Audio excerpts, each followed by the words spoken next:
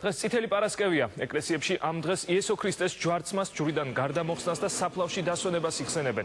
სამების ტაძარში მსახურება 2 საათზე დაიწყება და მას სრულიად საქართველოს კათოლიკოს პატრიარქი ილია მეორე აღავლენს. ტაძრების შუაგულში გარდამოხსნას დააბრძანებენ. ეს საგანგებოდ მოქარგული ქსოვილის ნაჭერია, რომელზეც საფლავში დასვენებული მაცხოვარია გამოსახული. გარდამოხსნა ტაძრის შუაგულში აღდგომამდე დარჩება, რაც სიმბოლურად იმას გამოხატავს, რომ იესო ქრისტემ საფლავში 3 დღე დაჰყო. ნებიშვიდეულის დღევანდელი დღე განსაკუთრებული სიმძიმით გამოირჩევა. დღეს მართლმადიდებელი ეკლესია იხსენებს ჩვენი უფლის იესო ქრისტეს ჯვრიდან გარდამოხსნას.